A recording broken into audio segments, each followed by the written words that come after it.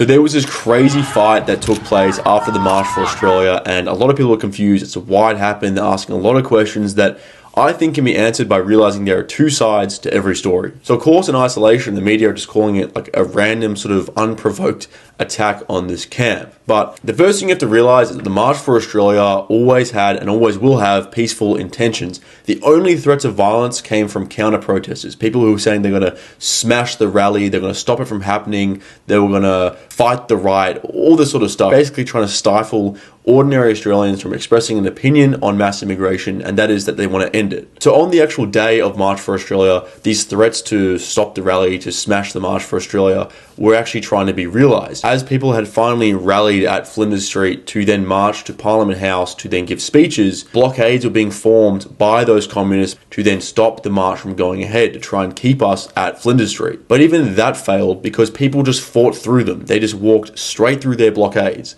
And so at this point, the communists, these far leftists, were getting very desperate. So far, the march managed to gather. The march had taken place and reached Parliament, and speeches took place. So they had basically had total defeat. They'd been completely shown up.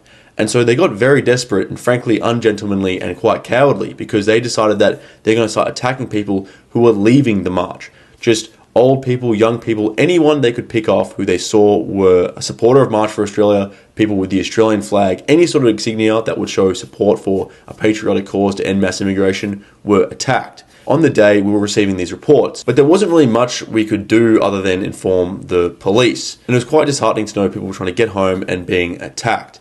But the actual individuals who spent the entire day fighting the communists, fighting the far leftists, who were trying to stop the march, were trying to attack the attendees, the ordinary Australian attendees, those same men ended up figuring out that the so-called camp sovereignty was being used as a sort of staging or a forward operating base from which attacks on ordinary Australians leaving the march were being carried out. So you sort of have the Shrine of Remembrance here, Camp Sovereignty near it on a hill, and then the rally sort of took place over here. And so people were leaving the rally, walking towards the shrine near this Camp Sovereignty, where these communists, these far leftists were running down, attacking them, and then receding and retreating back up to Camp Sovereignty. And so the nationalists who spent the entire day fighting these communists got wind of this, got wind that instead of attacking the nationalists directly, they're attacking the ordinary Australians who stood behind them during the march.